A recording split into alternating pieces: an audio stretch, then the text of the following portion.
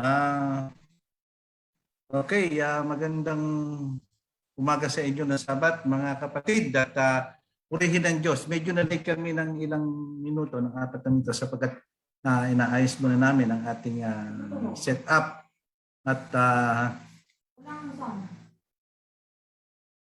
inaayos muna namin ang ating setup dahil tayo ay medyo na-late ng konti. Pasensya na po. Sa umagang ito ng araw ng Sabado, araw ng Sabat, tayo ay magsisimula na. At bago natin simulan ang ating pagpupulong o ating sharing ngayon, ay manalangin muna tayo para sa gabay ng Panginoon. Ano po? Ang maraming Diyos sa langit, kami po ay nagpapasalamat sa inyo sa umagang ito, sa pagkakataon muli na ibinigay niyo sa amin ang isang pagpupulong na ito o sharing na ito para sa amin, na kami po ay matuto at makapakinig na inyong banal na salita. Nawa sa umagang ito, Ama, kami po ay magkaroon ng kaginhawahan sa aming espiritu. Magkaroon kami ng ibasay na puso at liwanag ng isip upang maunawaan namin ang aming pagpupulong ito. Maraming salamat po sa inyo at sa pagkakataong ito, itinadaraga po namin ang aming sarili. Hinihilingan po namin ang gabay ng Espiritu Santo para sa amin sa umagang ito upang ang inyong basbas ay mapa sa amin at ang inyong kalooban nawa ang masunod. Pagpalain nawa po ang bawat sa amin, ang mga tagapanood at ang magsisipanood pa. At ang lahat po hinihiling namin sa aming Panginoong Yesus na aming tagapagligtas. Amen. Okay, maraming salamat po sa inyong pagtugon sa ating kahilingan at pagsama nyo sa ating pagpupulong na ito. Yung iba po ay wala pa, hindi po ako nakapag-remind kanina, pero alam ko po na nasasanay na tayo sa tuwing Sabadong ito. At sana ay dumating pa yung ating mga suking tagapanood o yung ating mga followers. At sa araw ng Sabat na ito ay pupurihin natin ang ating Diyos at magkakaroon tayo ng isa na namang aral na ating tutunghayan sa umagang ito. Pero bago po natin ipagpatuloy ang ating sharing na ito, ay makakarinig muna tayo ng isang tanging awit buhat sa ating kapatid.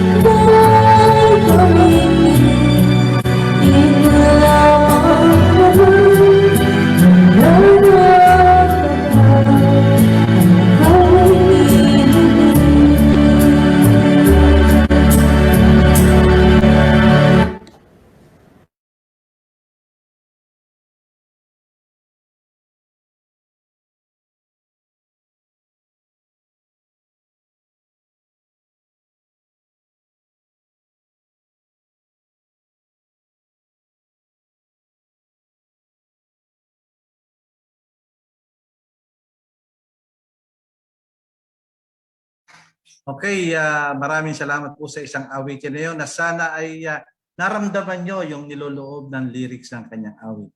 Ang awit pong yun ay hindi po siya si Julia Montes o si Christine Reyes. Siya po ay si Lovelyn Crisologo Ocampo.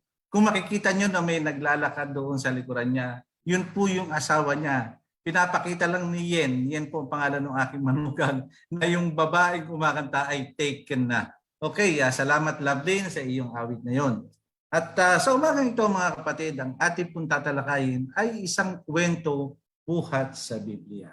Okay, sino na po sa inyo ang nakatikim ng mga inuming yaan?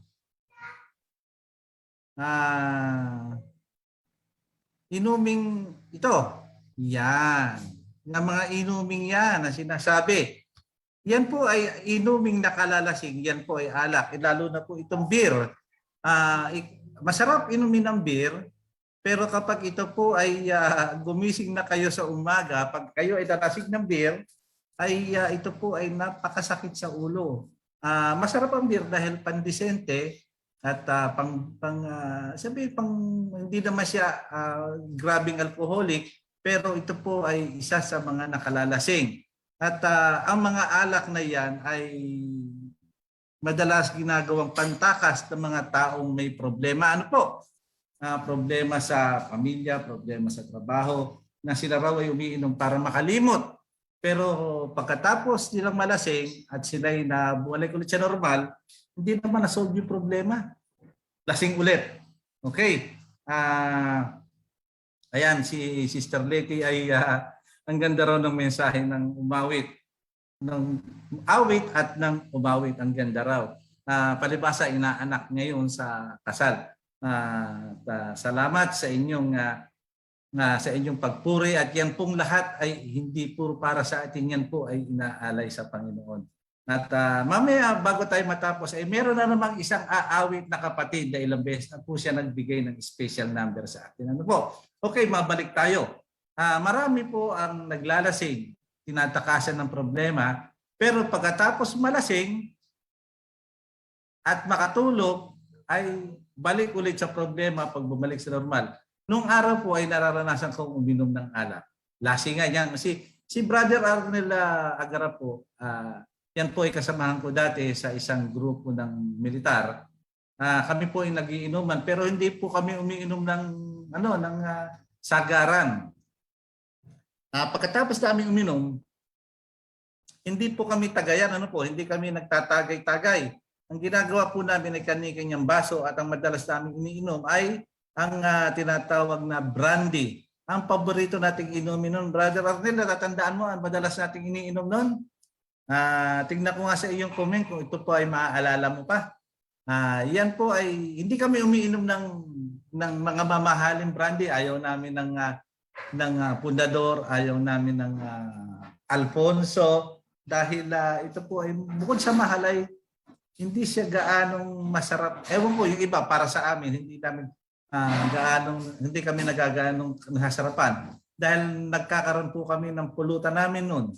Ang pulutan namin noon nila Brother Arnel, paring Arnel ay madalas ay mali bro, hindi Alfonso madalas ating inumin noon. Ito po nag-comment siya. Hindi rin emperador bro, hindi pa masyadong talamak ang emperador noon, hindi pa masyadong ang MP noon ay hindi pa masyadong hindi pa masyadong sikat noon. At ang madalas namin pulutan noon ay manok at baka. Ginigisa namin doon sa aming handler na si 89 na siya yung namayapa na ngayon.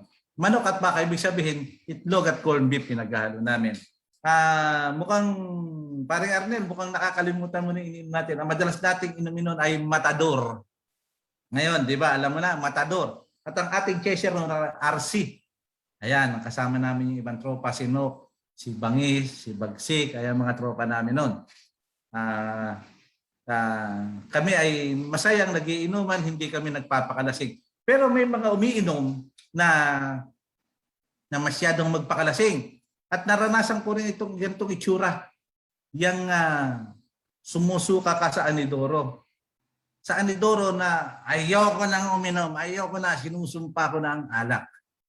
Pero gusto mo bang sumuka? Wala ka nang isuka. Napakasakit sa ulo, napakasakit sa sikmura. Ang sakit sa ulo. Pero ang kagandahan naman ng brandy ay pag kinabukasan ay wala nang sakit sa ulo. Wala nang uminom ka lang ng kape, maligo ka, nakapagpahinga ka na, wala na. Pero may mga tao na kapag nakainom ng alak, ang hanap ay gulo, away. Wala na sa katinuan. Akala mo sila si Superman. Maraming kaya nga minsan nasabi magbiro ka na sa lasing, huwag lang sa bagong gising. Sabihin, ang lasing kasi pag biniro mo, ganyan lang. Pero totoo niyan, kahit lasing, huwag mo nang biruin. Kasi wala sa katinuan talaga. Kung mapapansin nyo, ang mga umiinom ay para silang kabayo na may tapahoho. Ang tapahoho na tinatawag ay merong ganun. Meron silang tunnel vision. Ano po? Ang tunnel vision, sabihin na nakikita lang ngayon nasa front side. Yung mga nasa gilid ay wala kasi naapektuhan ng mata. Kaya yung mga nagdadrive, madalas na aksidente kapag ang nagdadrive ay nakainom o lasing. Okay. Ano ba ibig sabihin ng alcohol? Alcoholic drinks. Alcoholic drinks or alcoholic beverage is a drink that contains the recreational drug ethanol, a type of alcohol produced by fermentation of grains, fruits, or other sources of sugar. Ibig sabihin na ito po ay dalawang klase na gumagawa nito. Yung ethanol na drugs, ibig sabihin gawa sa drugs, at yung isa ay gawa sa pagpepreserba ng grains, ibig sabihin ng mga butil o ng mga prutas o ibang uri ng pinagkukunan ng asukal. Naalala ko nung ako'y nasa Saudi, walang alak doon, bawal. Pero nakakagawa ang mga Pinoy ng alak. Alam niyo mga Pinoy magagaling sa kalokohan. Kung sinabing bawal, nakakagawa ng paraan. Bawal ang sugal, may sugalan. Bawal ang babae ng bababae. Bawal ang alak, nakakapag-drugs. Bawal ang alak, nakakagawa ng alak. Bawal ang drugs, nakakagawa rin ng paraan. Bawal magnakaw, nakakapagnakaw pa rin. Kaya nga, ang Pilipino kahit saan mo dalhin, maabilidad. Sana yung abilidad na yun, hindi sa kalokohan. Ano po? Pero alam nyo, nung ako'y nasa Saudi, ang aking mga boss ay gustong-gusto ang mga Pinoy. Ayun bro, tama. Sadiki ang tawag doon. Sadiki ang ginagawang alak. Ang iba pong gumagawa ng sadiki, ito po ay nanggagaling sa asukal lang. Nilalagyan ng yeast at nilalagay sa pressure cooker. At bababa rin. Hindi ko alam kung hindi pa ako nakakita ng gumagawa pero kinukwento lang sa akin. At ang paggawa nito ay lalagay sa pressure cooker. Tapos yung butas ng pressure cooker ay lalagyan ng tubo papunta rin sa lalagyan na may maraming yelo para ito ay lumamig agad. At yung iba naman ay ginagawa ay ubas. Yung ubas na hinog. Bilang ahente po ako na sa Saudi noon, ay madalas po akong mabigyan ng ubas na yung hinog na. Alam niyo kung bakit binibigay sa amin? Kasi tatapo na lang nila. So kinukuha namin, ugali namin noon habang nanonood ng Betamax pa nung araw. Tapos ng mga sumunod na taon ay nagkaroon na ng VHS. Ano po? Hindi ko na inabot sa Saudi yung CD, yung VCD, hindi na. Hanggang Betamax at VHS lang kami, VHS. Bibigyan kami ng hinog na ubas at talagang napakalambot na pero hindi pa naman sira. Ang gagawin namin ay habang kasi ang trabaho ko ay hanggang tanghali lang, habang kami nagluluto ng pagkain o ng tanghalian or yung iba ay habang nagpapahinga, nagkukwenta ng benta, ng pinagbentahan. Kami po ay mga ahente ng gatas sa Saudi. Lalagay namin sa freezer yung ubas bago lalagay, hugasan muna. At mamayang hapon, pagkatapos namin magtanghalian, pagkatapos ng trabaho namin na makapag-entrega ng pera, ay ito po ay malamig na. At dadalhin po namin sa aming kwarto kasi po kami naka-apartment. At habang nanonood kami ng Betamax o ng VHS, ito po ay kinakain namin unti-unti yung malamig na ubas na yun. Pero napapansin namin, ngayon kumakain kami ng maraming ubas, pagtayo namin, kami po ay may tama na. may hilo ng konti. Hindi pa ito fermented, ito hinog na hinog pa lang. Kaya ang ginagawa ng iba, ito ay pineperment o iniimbak upang maging alak. Yun po ang original na katas ng ubas, yun po ang original na alak. Ano-ano ba yung mga uri ng alak? Ito po yung ang sinasabing distilled drinks, ito po yung sinasabi kanina na yung ginagawa. Yung kwento ko sa inyo na merong may pressure cooker na may tubo sa ibabaw. Yung mga vodka, gin, baijiu, shoku, sohu, tequila, rum, whiskey, brandy, at singani. Yan ang mga examples ng distilled drinks. At yun ang mga example ng mga fermented, itong beer. Itong beer po ay galing sa barley, yung parang trigo yata ito. Yung wine ay galing sa katas ng sugar o ng tubo. Cider po, di ba? Meron tayong apple cider. Yung sake, ito po yung nagagaling sa Japan. Yung pans, pwedeng gawin ng galing sa pineapple, pwedeng gawin galing sa duhat, sa apple, at kung saan-saan pa. At yung isa pa na Huangjiu, hindi ko po alam kung ano ito. Ito po yung mga example ng mga fermented drinks. Ano po? At ang pinakamabibili sa market ay ang mga tuba at lambanog na local natin. Ano po? Yan po yung mabibili. Tinatalo po niya kumisan sa mga probinsya yung mga gin. Yan ang yung gin. Ito po yung rum. Yan, kamukha po yan ng gin. Yung whiskey yan, style din po ng gin yan. Kasi mga puti yan eh. Ito po ang sinasabi natin na pinakamabibili sa market. Ang gawa ng San Miguel, yung mga beer, iba't ibang klase ng beer. Ano po? At meron pa yung Emperador Lights. Yan. Dati walang Emperador Lights. Di ba, Brother Arnel? Walang dati Emperador Lights. Ngayon, si Paring Romy humabol. Pare, kumusta na kayo dyan? Siya po ay nasa Amerika. At ayun, ang Emperador Lights, ang Tanduay, ang Gilbis Gin na social na gin. Yan po isa sa mabibiling gin. Ang isa po sa mabibiling ngayon ay yung San Miguel, Ginebra San Miguel pala, Ginebra San Miguel. Pero pag gusto mo i-social, bibili ka ng Gilbis Gin at hahaluan mo nung lime, yung lime na panghalo sa ano. At ito po ang number one na pinakamabili, itong Ginebra San Miguel, ang inumin ng tunay na lalaki. Ang Ginebra San Miguel po, ito yung tinatawag na pagbilan nga po ng bilog, yan po yung bilog. At pag sinasabing 4 kantos, yun po yung kwadrado na kasing itsura ng Gilbis Gin ang lalagyan. Ano po? Ito po yung kinukwento ko lang sa inyo para doon sa kapakanan ng mga hindi pa nakakatikim ng alak o hindi pamilyar sa alak. Pero ako po ay nag-research. Ano po? Nag-research ako tungkol sa mga alak. Meron palang alak na bukod sa mga sinabi natin na ang alam natin yung mga Johnny Walker, yung tawag ito, yung Red Label, yung Fundador, yung Alfonso at marami pang ibang. Akala natin yung mga mamahalin na yan, pero meron pa palang mas mahal. Minsan nakatikim ako ng Blue Label. Pinatikim sa akin ng aking kaibigan. Ang sarap inumin, parang hindi naman masakit sa lalamunan, masakit sa panlasa. Pero ito ay malakas, makalasing at parang lasang chewing gum. Sa market, ang isa sa mga mamahalin, pag tayo bibili sa mga groceries, ay ang Alfonso. Susunod, ayan, mga yan ang mga matitinding yung Fundador, yung Carlos I, at yung Chivas Regal. Yan ang mga matitinding best-selling wines in the market. Ang sabi nga, ano po? Pero may tumalo dyan, yung mga original pag ikaw ay nasa ibang bansa, tulad sa Europe, sa Australia o sa US. Ang mga ito po ay tinatawag na 1811 Chateau, na ito po yung nagkakahalaga ng $117,000.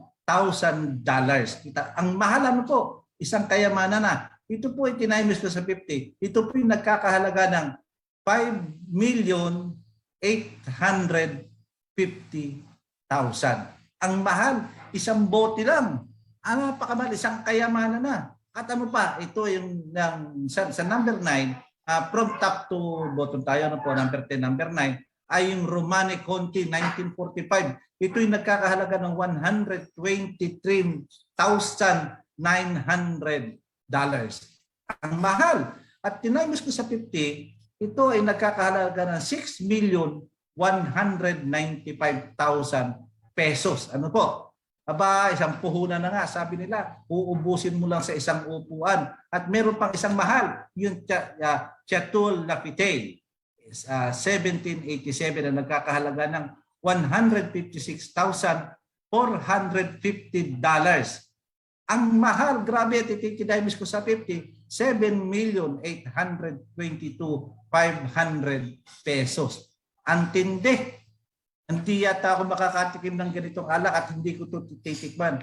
Peperahin ko na lang. Ito pa yung isa sa down number 7. Ang hirap basahin. Ompule from Penfolds na nagkakahalaga ng $168,000. At pag tinimes sa 50 ay 8,400,000 pesos. Hindi ko kaya. Napakamahal. Yun nga lang, nung araw, nung ako umiinom, pag ang halaga ng alak ay umihigit na sa 300, nanghihinayang na ako. Ito pa yung isa, yung Chateau Morgaux, 1787 na nagkakahalaga ng $225,000 at times 50, 11,250,000. Napakalaking puhunan na to, palaki ng palaki. Aba, makakabili ka nito ng halos ano na, halos sabihin natin na 3 SUV na magagandang SUV. Ito yung Margaux. Margaux, ang hirap na bigkasin. Okay. Yung number 5, Chateau Lafite. Ayan, 1869, ang nakakahalaga ng $23,000 na tinimes sa 50 na 11,500,000 pesos. Ano po? Aba, kung halimbawa meron talaga ako niyan SUV na bibiling ko at mga sasakyan or mamimili na lang ako ng lote. Kasi sabi nga nila, pag ikaw bumili ng sasakyan, ang value ito pababa ng pababa. Pero pag bumili ka ng lote o alahas, at ang value nito hindi nasisira kundi pataas pa ng pataas. Okay, sa number 4, Shipwreck 1907 Headsake na nagkakahalaga ng $275,000 na tinimes sa 50 na ito'y tumataginting na 13,750,000 pesos. Ayun. Napakagaganda ng gamit. May maganda ka ng mansion dyan pagka meron kang ganyang halaga. At number 3, 1947 Cheval Blanc na nagkakahalaga ng $304,375. Ang bigat. Ilan na kaya mabibili ito sa pesos? At ilan sa pesos times 50? 15,218,750 pesos. Okay. Dito sa halaga na yan, meron ka ng may papatayong isang napakalaking bahay sa isang napakalaking lote. Ano po? Ano pa ang susunod sa number 2? Jeroboam. Tama ba ang basa ko mga of Chateau Mouton. Jeroboam of Chateau Mouton, Rothschild 1945. Nagkakahalaga ng $310,700. Talagang palaki ng palaki. Ewan ko kung sino mayayaman dyan na kaya pambilin yan o hindi ba kayo manghihinayang. Brother Daniel, ikaw pala yung nandyan. Mabibili mo ba yan? Miski yung aking kumpare sa Amerika, yung si Parang Romy, na ayan nanonood ngayon. Kayo mabili niyan pare, natural manghihinayang tayo dahil hindi naman tayo pinanganak na mayaman. Si Parang Romy mayaman na ngayon. Pero alam ko hindi niya gagastusin ng pera dahil nanggaling siya sa hirap at alam niya kung ano ang dinaranas ng hirap. Sa number 1, ang pinakamahal, ito pala, ito number 2 yung nagkakahalaga ng 15,535. Yung number 1, tignan natin.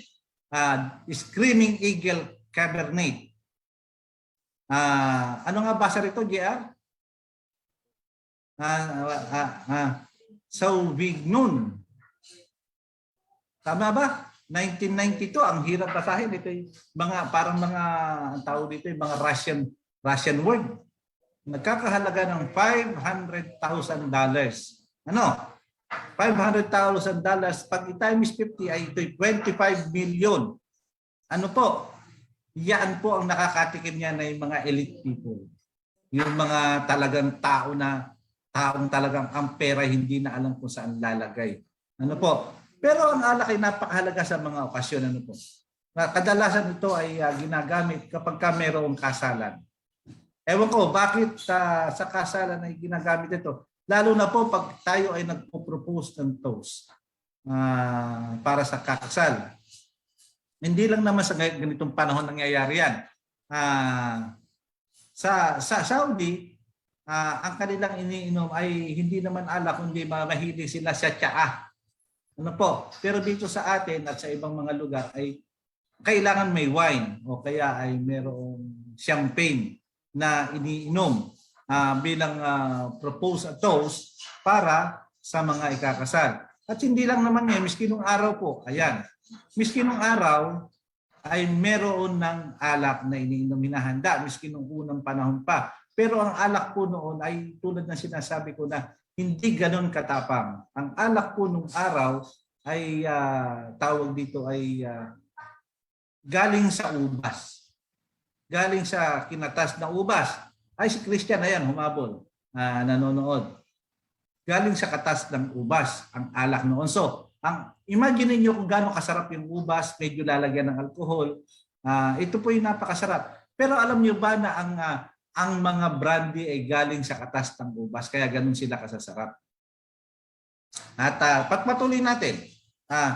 Noong unang panahon ay meron ding mga kasalan na nilalagyan ng alak. Basahin po natin yung nasa Kapitulo 1, Kapitulo 2, unuhan ng Gis. Ito po ay totoong nangyari sa kapanahonan ng ating Panginoong Hesus. Okay, basahin natin. At nang ikatlong araw na nagkaroon ng isang kasalan sa Kanaan ng Galilea at naroon ang ina ni Jesus at inanyayahan din naman si Jesus at ang kanyang mga alagaan sa kasalan. Yung panahon po na yan, ang ating Panginoong Hesus ay hindi pa gumagawa ng miracle. Ano po? Kaya naman sila inimbitahan. Doon sa lugar na yun ay halos silang lahat ay magkakamag-anak.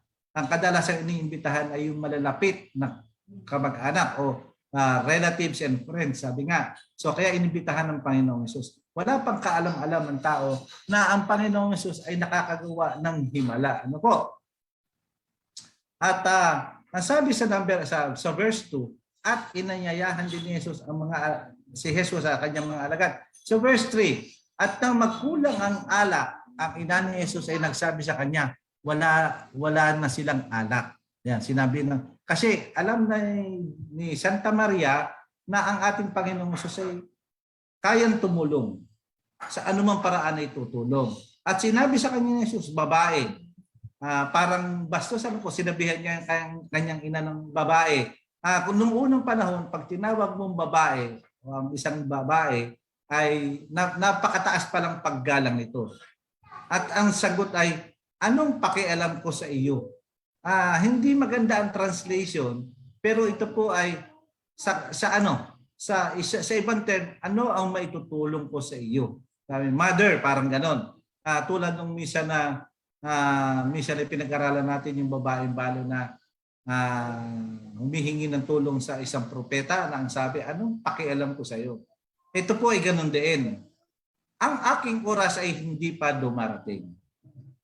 Yun ang sinabi niya sa kanyang ina. Sa panalita, ang sabi niya ay, ina o mama, ano ang magagawa kung hindi pa na dumarating ang aking oras? Ibig sabihin, hindi pa time ng kanyang paggawa ng himala. Ano po? Hindi pa time. Pero ang kanyang ina ay hindi nawalan ng pag-asa. Dahil nga ang Panginoong Hesus ay napakabait na anak. Ano po? Nung panahon na yon, hindi niya natitiis ang kanyang ina. Ang sabi sa verse 5, sinabi ng kanyang ina sa mga alila. Tingnan natin kung ano sabi. Gawin niyo ang anumang sa inyo'y kanyang sabihin. Magbibiling si Jesus, ang sabi. Ayan, kinakausap ni Santa Maria yung isang mataas na alipin o yung mayordomo. Ayan. Yung pinaka-leader ng mga boy. Na ang sabi niya, ay kung ano sasabihin ni Jesus, gawin niyo lang ha. Ganun ang sabi. At sumunod lang kayo, wag na kayo magtatanong. At hindi nakatiis ang ating Panginoong Hesus. Ano po? Sapagkat siya ay masunuring bata. Kahit sabihin mong sabihin ng kanyang anak kung anong gagawin. Kaya mababasa natin ito na ang kanyang pagkatao ay isang halimbawa para sa atin. Hindi na siya nagsasabing, wait lang po. Wala nang ganun-ganun. Kaya ang sabi ay, sa verse 6, meron nga roong 6 na tapayang bato na inilalagay alinsunod sa kaugaliang paglilinis ng mga Hudyo. Sabihin, ito po ay reserba sa mga tubig. Ang bawat isa o 3 bangang tubig. Sinabi sa kanila ni Jesus, puriin ninyo ng tubig ang mga tapayan at kanilang pinuno hanggang sa labi. Pinuno nila ng pinuno lahat. Ang sabi nga, napakaraming tapayan ng kanilang pinuno. Basta yun ang bilin ni Maria. Kung ano sabihin ni Jesus, gawin nyo lang, wag na kayo magtanong, sumunod na lang kayo. At ang isang jar o isang lalagyan o isang tapayan, ewan ko kung sino pa sa inyo nakakaalala ng tapayan nung araw. Nung ako'y bagong mag-asawa, doon sa bahay ng aking mga biyenan, ay merong isang malaking tapayan. Ito po yung lalagyan ng tubig. Hindi pa uso masyado ang drum noon. Mas mahalaga sa mga probinsya ang tapayan. Ang isang tapayan po ay naglalaman ng 20 hanggang 30 galon conforme sa laki. At yung 6 na tapayan na sinasabi ko sa inyo, o jar, na nandoon sa kasalan, ay approximately 150 gallons. Napakarami. Ano po? Pag 150 gallons ang nandoon, i-times natin sa 4. Pag tinimes natin sa 4, ibig sabihin sa 4 liters, magkano na yun? 600 liters. Tama nga ba? Tama, 600 liters, ano? Okay. Pinuno. At sinabi niya sa kanila, kunin nyo ngayon at inyong iharap sa Pangulo ng Kapistahan at kanilang iniharap. Okay, pagkatapos ng puno ay binindisyonan ng ating Panginoong Hesus yung mga tubig na napuno. At nung kanilang puno ay pinatikim doon sa pinaka-chef o pinaka-namamahala noong kasalan, yung taga-tikim. At nang matikman ng Pangulo ng Kapistahan ang tubig na naging alak nga at hindi niya nalalaman kung saan buhat. Wala silang idea, basta nakakaalam lang yung mga alipin, si Santa Maria at Panginoong Hesus, pati yung mga alagad. Dapat nalalaman ng mga alila na nagsikuhan ng tubig ay tinawag ng Pangulo ng Kapistahan ang kasintahang lalaki. Okay, nagtaka siya, bakit gano'n ang lasa? Sundan natin sa susunod na talata. At ang sabi ay, at sinabi sa kanya, ang bawat tao ay unang nilalagay ang mabuting alak at kung magkainom ng mabuti ang mga tao ay saka nilalagay ang pinakamasama. Itinitira mo ang mabuting alak hanggang ngayon. Okay, papaliwanan ko po itong sinabi na ito. Nung araw po, pagka may kasalan, sa unang ahin, ang inilalagay ay parang mga pundador, Alfonso. Ayan. Kapag halatang lasing na yung mga umiinom ng alak, ang sumusunod na nilalagay ay yung mga mumurahin na lang, emperador, matador, yan na lang ang nilalagay. Ano po, kasi lasing na, hindi na malalasahan. Yung mga nanonood po sa atin na marunong uminom o nakakainom na, di ba kapag tayo ay lasing na ay parang wala ng lasa, inom na lang ng inom. Ganyan po ang nangyayari. Kaya nagtaka sila, bakit yung una ay masarap ang lagay at yung panghuli ay napakasarap, mas masarap. Kaya nagtaka yung mga tao na bakit ganon?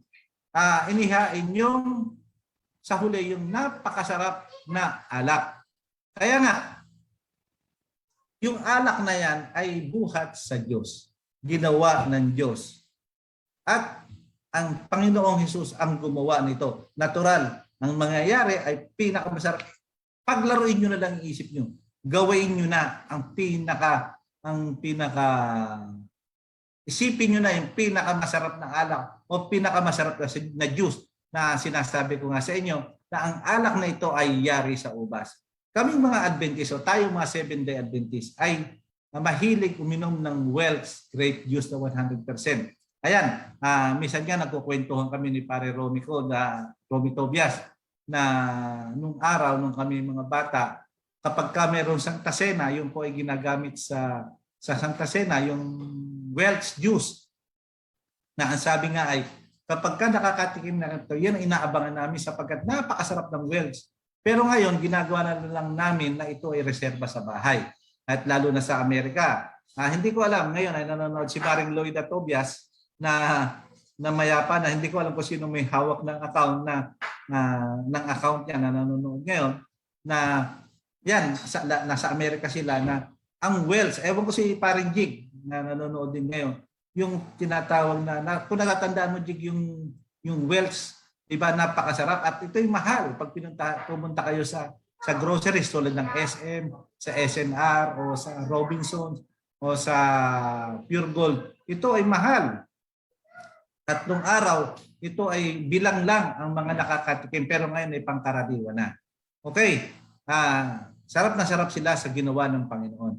Ang sabi sa 1:2:11, ang pasimulang ito ang kanyang tanda. Okay, ang kanyang tanda ay ginawa ni Jesus sa Kana o sa Kanaan ng Galilea at inihayag ang kanyang kaluwalhatian at nagsisampalataya sa kanya ang kanyang mga alagad. Ito po yung first time. Okay, ito po yung first time na ginawa ng ating Panginoong Jesus na himala. Tandaan nyo, ano po? Mula rito, yung pababa sa kanyang istorya ay wala pa siyang ginagawang himala. Ito po yung first time na kanyang ginawa. So pagkatapos ito ay nagtuloy-tuloy na. Kasi nakita na ng mga alagad. Kasi mga alagad wala pa ring idea kung ano magkakayang gawin ng Panginoong Jesus. Dito na nagsimula yung kanyang himala. At siya po ay tuloy ibig sabihin ay tuloy-tuloy nang gumawa ng himala, ng miracles para sa kaibubuti ng tao. Ano po? Siya po ay masunuring bata. Napakamasunuring anak. Kaya nga, ang sabi sa Kawikaan, 1:8, anak ko, dinggin mo ang turo ng iyong ama at huwag mong pabayaan ang kautusan ng iyong ina. Siya po ay napakabuting anak. Kahit na anong sabihin ng kanyang ina, lalo't yung panahon na yon ng kasalan ay ang kanyang ina ay isa sa mga inaasahan ng ikakasal. Marahil ay tumutulong kasi pag dito sa probinsya, sa mga probinsya, kapag merong ikakasal, ang mga kamag-anak ay tulong-tulong. Yan po yung nakaugalian ng mga Pilipino. Ano po? Kaya kapag merong ganong kasalan, ay ang mga tao ay patuloy na tumutulong, lalo na yung mga kamag-anak, malalapit na kaibigan at kapitbahay, ay patuloy na tumutulong sa mga kasalan. Ano po? Kaya tayong mga Pilipino ay may kaugalian ganon. Marahil ano po? Ito po ay nagaya natin noong panahon na yun, ng kasalan na yun. At kung sa panahon ngayon, ang mga may handaan ay may bit-bit na yung mga kamag-anak. Tulong, ang sabi, may bit-bit ng tulong. Tumutulong sa paghihiwa, tumutulong sa gastusin, yung iba'y pera ang binibigay. So ang pinaka-main point dito, ipinakita ng Panginoong Jesus na hindi niya kayang tanggihan ang kanyang mga magulang. At sana, sa panahong yaon, ay gumagawa siya ng miracle. Sa palagay ba natin, hindi niya alam na mawawalan ng anak? Sa palagay ko lang, in my own opinion, alam niya na mawawalan ng anak, kaya siya nandoon. Kasi gusto niyang ihayag ang kaluwalhatian ng Ama. Ayan po, lumabol na rin si Kadeli na sa account ni B, si Brother George Agudo, Ernesto Agudo Barase. Ayan, ay nanonood na. At sa ating pa-sharing na ito ay sana natutunan nyo kung papaano ang paggalang sa magulang at kung papaano ginagawa ng Panginoong Hesus ang miracles para para mahayag ang kaluwalhatian ng Ama. Sa ating pong magtatapos ay bago tayo manalangin ay bibigyan muna tayo ng isang awitin ng ating isang kapatid.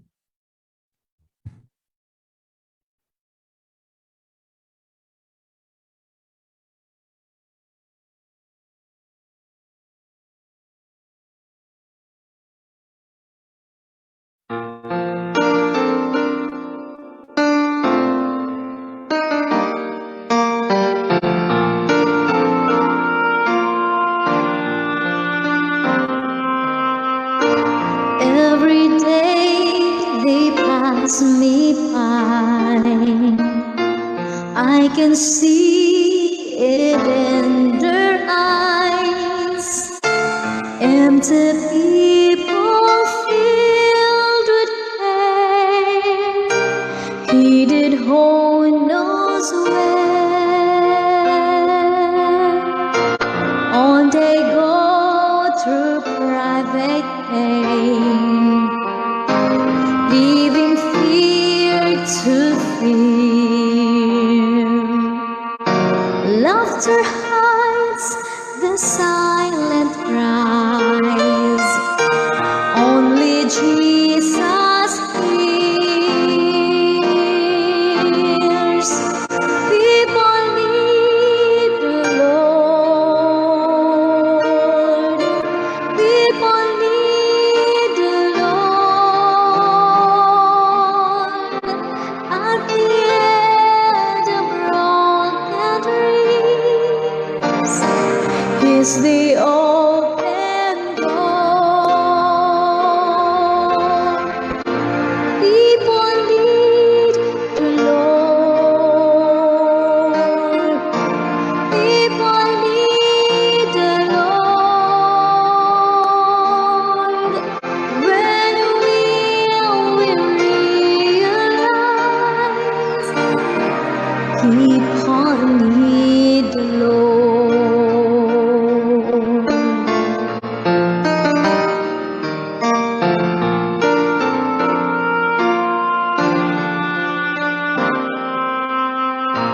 We are called to take His light to a world where wrong seems right.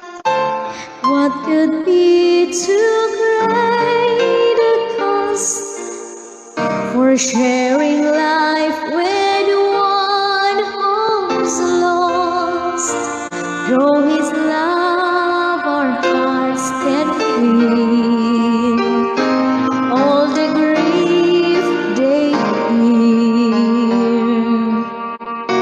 They must hear the words of life.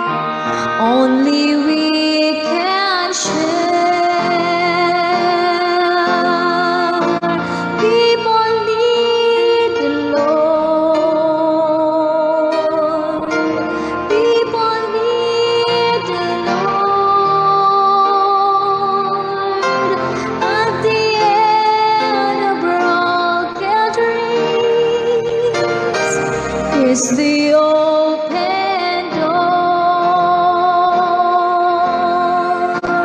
People need the Lord. People need the Lord. When will we realize that we must give our life? For people need the Lord.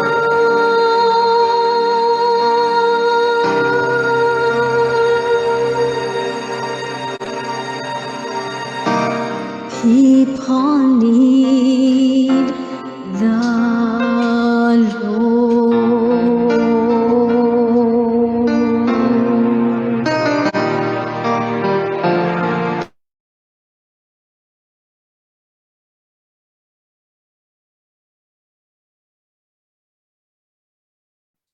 Okay, tayo po muna ay manalangin.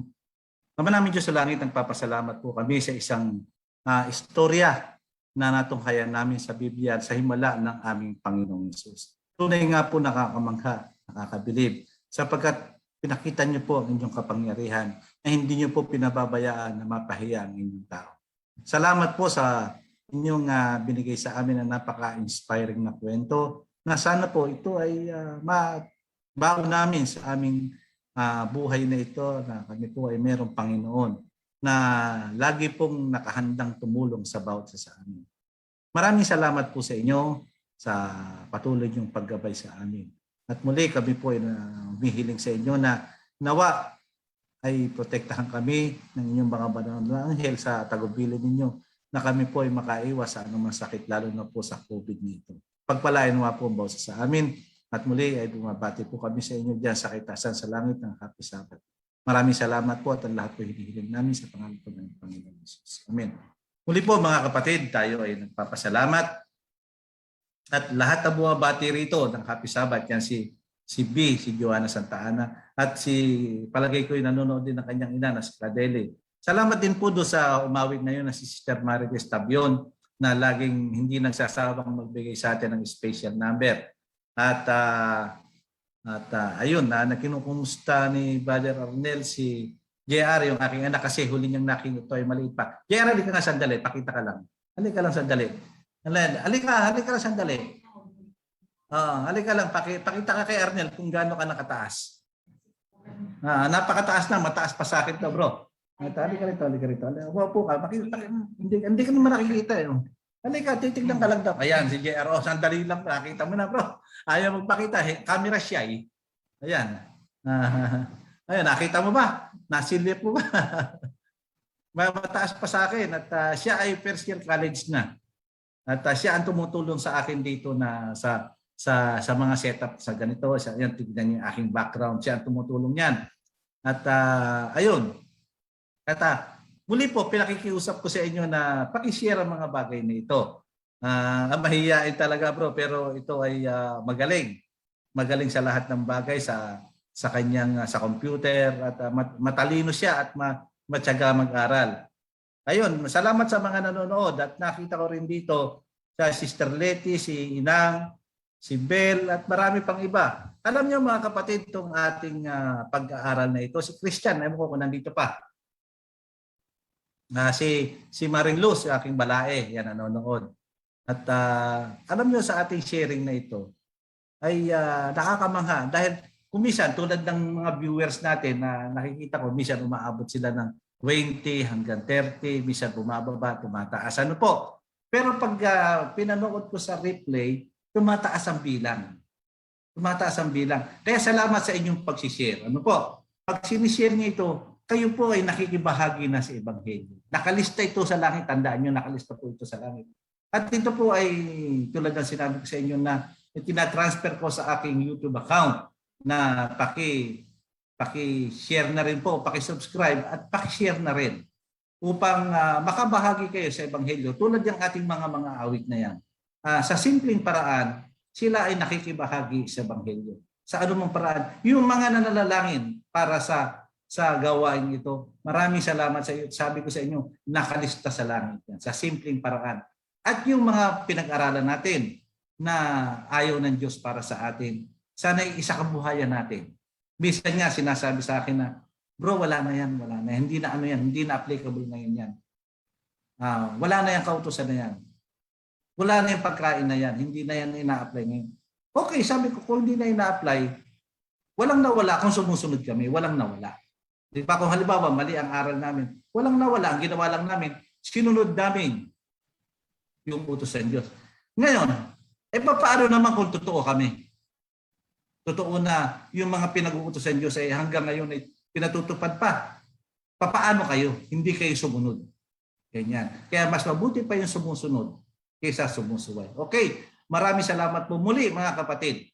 Kung kayo mayroong katanungan, pwede nyo ako sa Messenger. At kung sino pa po ang gusto ng libro na sinasabi ko sa inyo, ay pwede ko po kayong padalan. Pakisama lang po sa inyong pag-message sa akin sa aking Messenger na yung address, buong pangalan. At sigurado pong makakarating sa inyo. Muli, ay happy Sabbath sa inyo. Si Iyet, nakita ko kayo na, hindi nagsasawang mawala sa ating panonood. Tuwing nga tayo may pagpupulong nito. Muli, happy Sabbath sa inyo at pagpalain nawa tayo ng poong ito.